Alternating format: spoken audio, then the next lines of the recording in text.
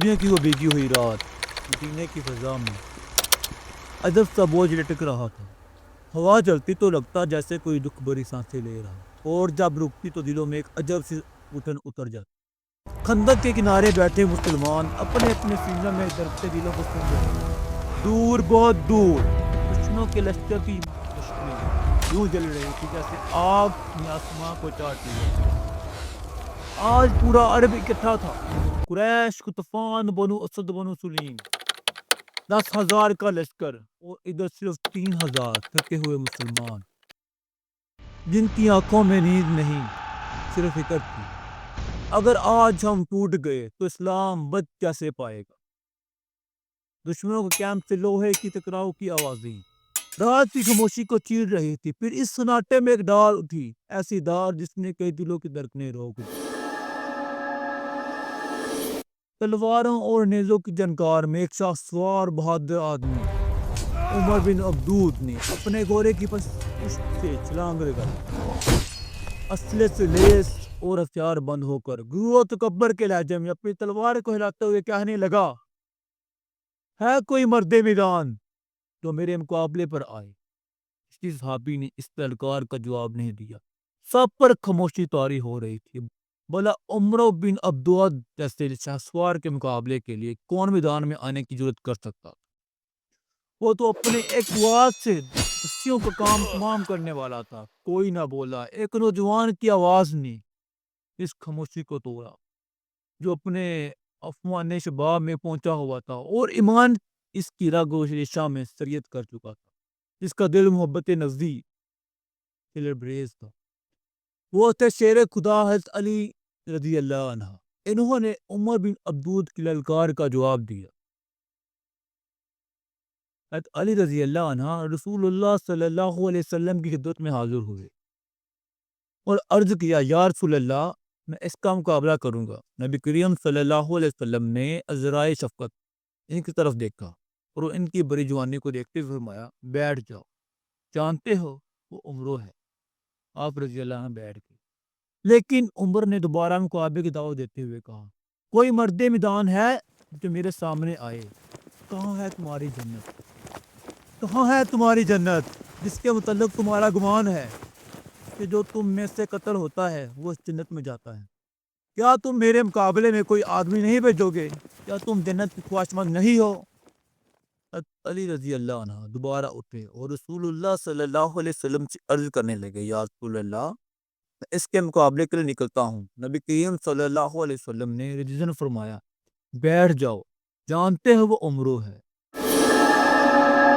علی رضی اللہ عنہ بیٹھ گئے، لیکن عمرو کا استہزا بڑھتا گیا اور وہ اکیلا معرکہ راز میں اترنے لگا، اپنی تیز تلوار کو لے کر دندانے لگا اور یہ پڑھنے لگا، ان سب کو پکار پکار کے میرا گلا بیٹھ گیا ہے۔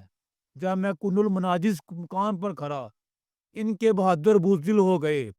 ان سب کو پکار پکار کر میرا گلا بیٹھ گیا ہے کوئی جو مقابلے میں آئے؟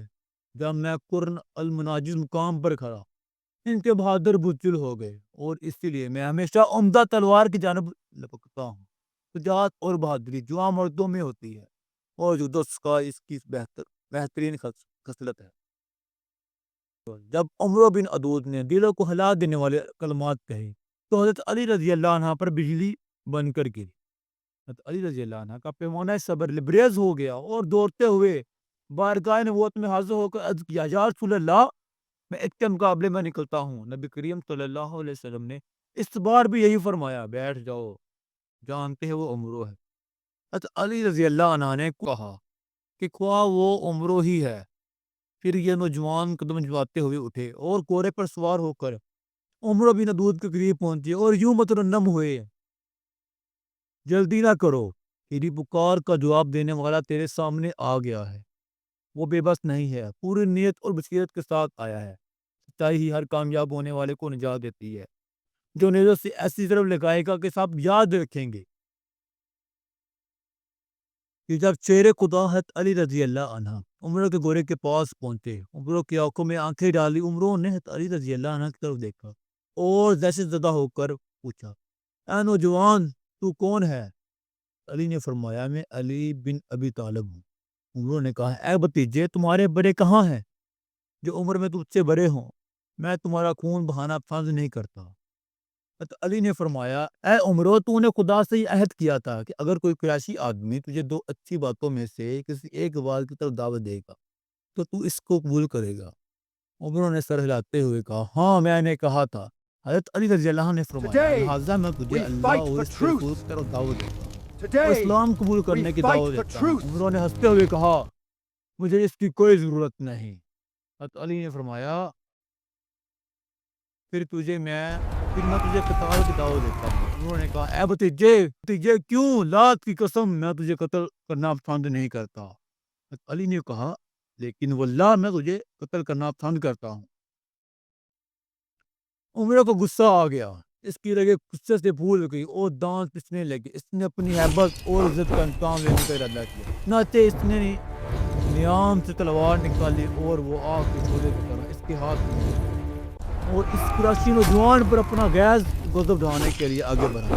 علی رضی اللہ عنہ نے اپنی ڈھال سے اس کے وار کو نکال دیا۔ عمروں نے اپنی تلوار کے وار سے حضرت علی کے ڈھال کو توڑ دیا اور تلوار اس میں پھنس گئی۔ اس وار سے حضرت علی کا سر زخمی ہو گیا۔ حضرت علی رضی اللہ عنہ نے فوراً اس کے کندھے پر تلوار ماری اور گر گئی، جس سے عمر خون میں لت پت ہو کر گر پڑا۔ ہر طرف سے آوازیں بلند ہو گئی اللہ اکبر اللہ اکبر اللہ اللہ اکبر اللہ اکبر